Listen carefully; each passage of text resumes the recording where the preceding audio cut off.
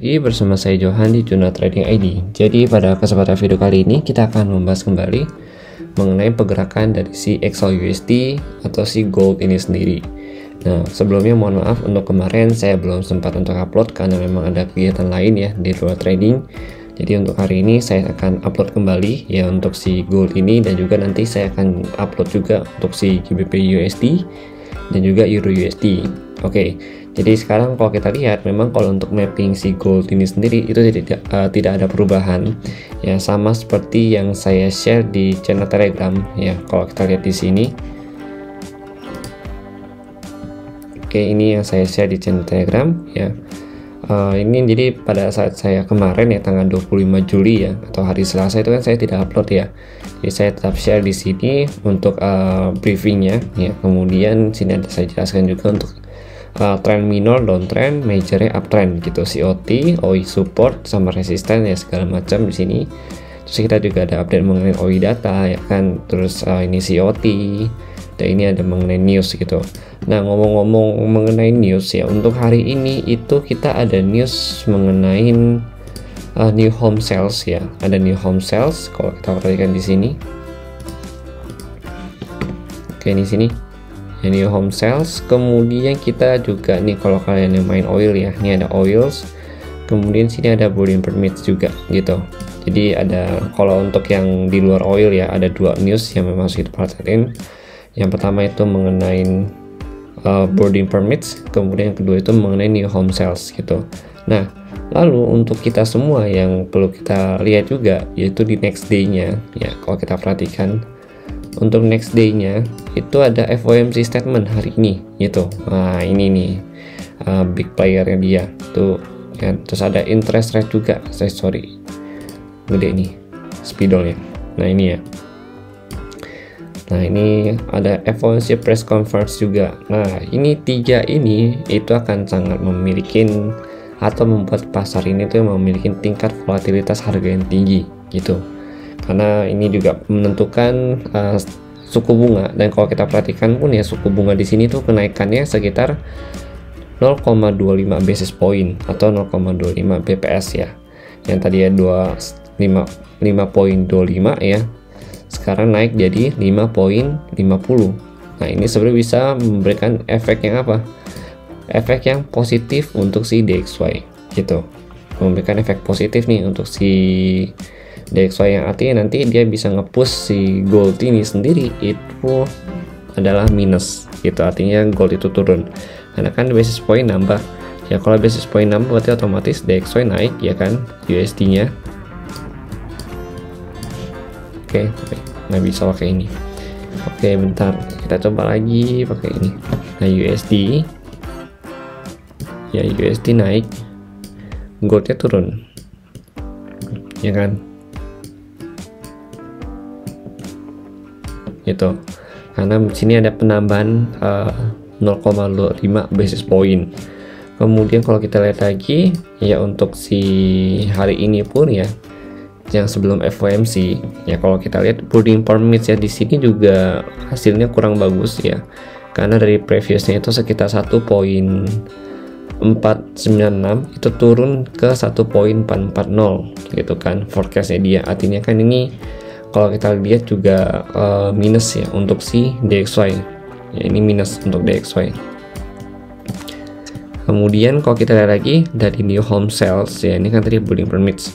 Nah, kalau dari new home sales ini itu juga ada penurunan nih dari 763 ya ke 727. Oke, ini minus juga untuk DXY. Nah, ini kalau kita lihat ya, sebenarnya ini ada hubungannya sama kenaikan suku bunga gitu kalau mengenai penjualan rumah ya. Karena kalau suku bunganya tinggi ya, atau dia ada kenaikan mengenai suku bunga ini, itu kan berarti orang-orang itu akan lebih stop untuk membeli barang-barang yang tidak penting gitu. Apalagi kalau misalkan mengenai hal-hal yang bersangkutan dengan bank ya, kayak rumah atau hutang segala macam ya kan, itu juga akan dikurangi sama mereka orang, karena memang dengan adanya kenaikan suku bunga itu secara nggak langsung ya dia bisa aja membuat warga negara itu merasa agak kesulitan untuk membeli sesuatu gitu, terutama membeli rumah, karena itu akan meningkatkan bunga bank ya, bunga yang ada di bank ya pada saat dia ngambil rumah ya, pada saat dia mau kredit ya, itu juga cicilannya bisa meningkat ya, karena memang ini tujuannya untuk menekan angka inflasi gitu. Karena kalau misalkan si warga negaranya ya jarang bertransaksi ya, otomatis angka inflasi itu akan turun karena ekonominya bisa dikatakan perputarannya agak lambat gitu. Itu salah satu target atau gimana ya bahasa ya, strategi dari si pemerintah Amerika untuk menekan angka inflasinya gitu dengan menaikkan suku bunga itu sendiri. Nah, kalau misalkan kita pernah bahas juga ya mengenai suku bunga ini ya di beberapa video yang lalu ya, di mungkin waktu itu di video weekly ya 2-3 minggu lalu.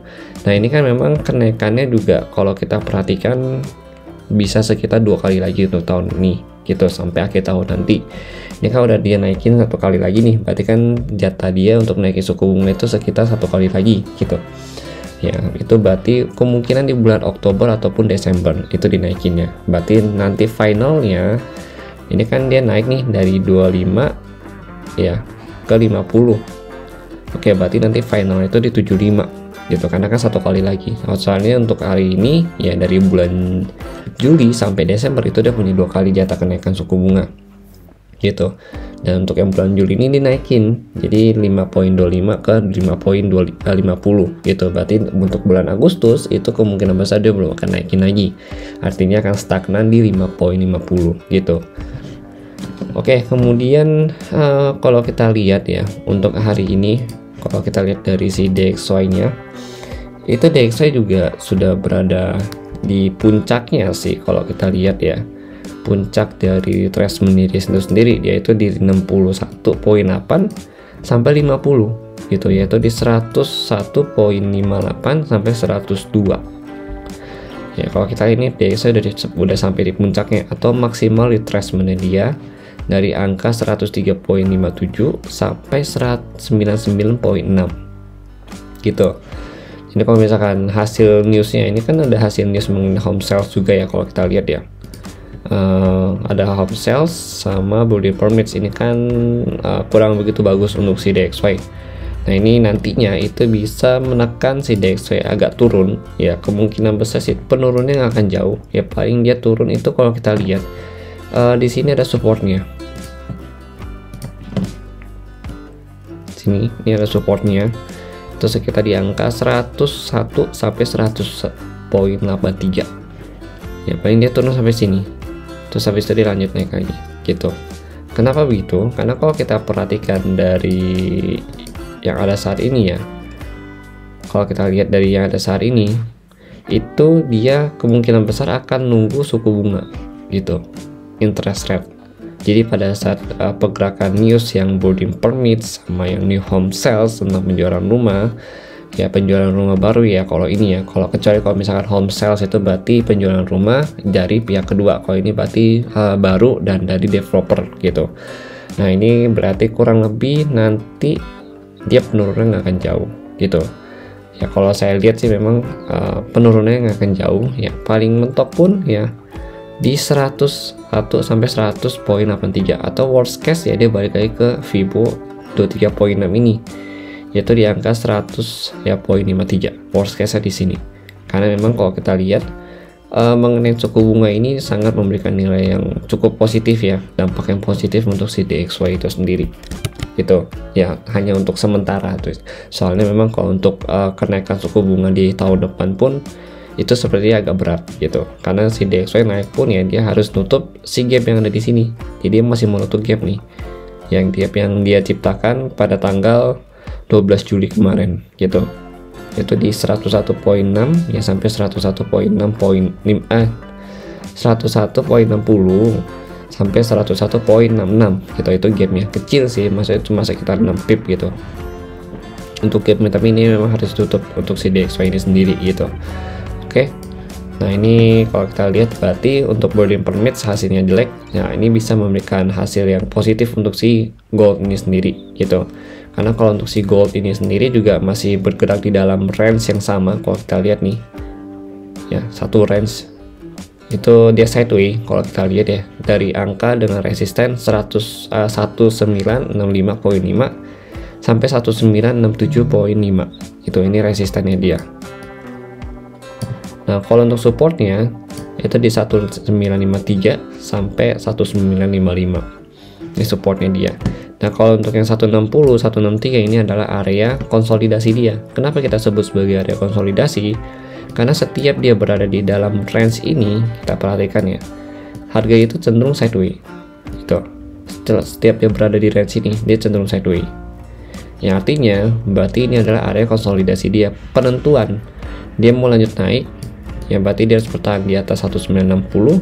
Dia melanjut turun, berarti dia harus break dari 1960. Jadi ini adalah area yang cukup penting gitu. Bukan berarti karena dia nggak pullback di sini jadi kita buang aja gitu. Tapi ternyata kalau kita perhatikan nih, dia itu konsolidasi, artinya dia itu sebagai zona penentuan si gold ini mau lanjut naik atau enggak gitu. Tapi kalau untuk saat ini kalau kita lihat dari COT-nya ya, COT level memang masih bullish gitu. Jadi masih memberikan dampak yang positif untuk untuk si gold ini sendiri. Dan DXY nanti juga akan terpump sementara waktu ya, mungkin efek dari suku bunga. Nah habis itu dia akan balik lagi melanjutkan pelemahannya gitu. Karena kalau kita lihat dari si DXY juga masih downtrend sih ya untuk daily-nya dia. DXY ini dikatakan uptrend ya kalau misalkan dia bisa berhasil break dari Fibo 100 ini, yaitu di 103.57 gitu ya. Jadi si gold ini juga masih kategorinya uptrend di time frame daily ya. Kemudian kalau ini untuk ini saat ini kan ini 1 jam gitu. Jadi memang kalau dilihat saya masih prefer untuk ambil buy kalau misalkan turun ya. Turun kemana? Ke 1953 ya, mungkin nanti akan saya lihat kesempatan di sini, atau 1950 sampai 1948 kalau misalkan dikasih gitu ya. Kalau ke sini memang area zona yang cukup bagus untuk kita ambil buy gitu. Nah selebihnya di bawah 48 di mana lagi kalau kita mau nahan long run ya. Untuk si gold ini sendiri memang bagusnya di 1930 1940 gitu. Tapi saya nggak recommended kalau misalkan kita nahan long runnya itu, atau kita sangat berharap didapat di 1940 ini gitu, karena memang cukup susah gitu. Paling mentok-mentok juga dia akan turun sampai 1950 sampai 1948 ini ya untuk penurunannya gitu. Oke ya, untuk si gold mappingnya belum ada perubahan karena dia masih dalam range trading yang sama. Kalau kita lihat 4 jamnya juga masih cenderung reject bawah ya kalau kita perhatikan untuk saat ini. Dan daily-nya juga kalau kita lihat juga masih baru reject 1 candle gitu. Jadi memang posisi dia masih uptrend untuk saat ini ya. Jadi yang downtrend itu apa sih? Yang downtrend itu ya paling hanya time frame kecilnya aja. Jadi bukan time frame besar ya gitu. Karena sentimennya juga masih bullish. Oke ya, jadi itu ya kalau untuk selling point ya. Kalau ngomongin entry point ya, kesimpulannya untuk selling point masih sama di 6567 ya sebenarnya, tapi ini masih jadi high risk yang perlu kita perhatikan karena ini sudah di retest beberapa kali, 1 2 3 4, jadi kita harus lebih hati-hati gitu. Kemudian kalau untuk buy point 1 2, nah tapi kalau di atas 60 ya, di atas 60 itu saya akan kemungkinan besar untuk masuk buy gitu. Target saya di 66 67 lah gitu ya. Kemudian untuk next sell pointnya ya, kalau kita ngomongin next selling point itu ada di 72 75, ini medium risk. Kalau yang low risknya itu ini sebenarnya kan kita ambil tanda ini tuh di 81 84 ya. Nah cuma kalau bisa memang untuk saat ini kita ganti zonanya. Ini kan high yang kemarin kalau kita lihat. Nah ini kita ganti, kita kan udah ada zona yang baru nih. Nah, kita ganti ke sini. Nah kemungkinan besar akan saya ambil itu di 85 sampai 86 gitu, karena memang area ini cukup bagus gitu. Lalu kalau kita lihat lagi ya untuk si open interest data. Nah open interest data ini itu kan harga gold lagi di atas 1960 nih ya, berarti kan dia itu di atas ini Nah, selama dia bertahan di atas 1960, berarti next target dia itu adalah 1975 di sini ya, 1975 dengan call sekitar 1453 ya. Callnya itu 2740 ya, dengan total put money itu sekitar 1453 gitu. 1975 ya sampai 1980. Nah, ini bisa jadi area yang akan saya perhatikan juga kalau dari COT ya. Ini juga bisa jadi area yang saya perhatikan. Kemudian ada lagi next targetnya itu sampai 1985 gitu. Karena di sini ada 1980, 1985 juga jadi area targetnya dia. Nah, berarti di atas 1985 itu dia akan lanjut ke angka 2000 gitu. Itu sekitar 5092 dan put money-nya itu sekitar 17 atau 1728 gitu. Artinya secara si OI data ini juga masih bullish gitu. Nah, untuk bagi kalian yang mau tahu caranya untuk akses si CME Group sama CFD data ini ya. CFD data kan ini kan yang COT gitu, sama open interest data yang ini itu ada di YouTube JTSC ya. Jadi saya mau infokan di sini. Jadi ada beberapa juga yang tanya. Nah, ini kalau kalian perhatikan ya, nih JTSC episode 38 gitu. Nah, ini cara baca OI data. Ini episode 39 juga sama. Kan JTSC episode 10 sampai episode 41. Nah, ini mengenai COT sama OI data ya. Untuk linknya itu udah saya sertakan di video nomor 1 gitu. Untuk link mengakses OI data juga COT datanya. Oke. Jadi mungkin itu sih kalau dari saya yang mengenai open interest data sama si COT data itu ya. Dia mereka masih bullish semua untuk kedua belah pihak gitu. Jadi kalau misalkan si DXY-nya naikin suku bunga ya, itu bukan berarti si gold itu jadi miris, karena memang sentimen untuk si DXY-nya ya paling dia itu hanya bisa bertahan ketika ada kenaikan suku bunga seperti ini gitu. Oke. Jadi mungkin sekian dari saya untuk si gold hari ini ya. Jadi ini kita lebih banyak bahas mengenai potensi pada saat news nanti ya. Kemudian kita juga membahas, tadi kita juga membahas mengenai FOMC ya. Nanti juga saya ingin sebenarnya kalau misalkan hari ini ada waktu ya, saya akan buatkan postingan di Instagram maupun di Telegram mengenai pembahasan alasan pemerintah naikin suku bunga gitu. Jadi nanti ada beberapa hal yang memang diperhatikan pemerintah dengan cara menaikkan suku bunga. Jadi itu juga jadi strategi yang cukup ampuh mengatasi inflasi. Dan kenapa sih itu bisa mengatasi inflasi? Nah, itu yang akan saya buat postingannya nanti di Telegram dan juga Instagram. Jadi bagi kalian yang belum follow Instagram, boleh banget kalian follow Instagram Juno Trading ID ya, linknya ada di deskripsi video. Kemudian bagi kalian belum subscribe di Telegram ya, itu boleh banget kalian ikutin Juno Trading ID Telegram juga gitu. Oke. Jadi mungkin sekian dari saya untuk si gold sama si DXY untuk hari ini ya. Kita lebih baik bahas mengenai potensi news. Terima kasih dan sampai jumpa pada video berikutnya.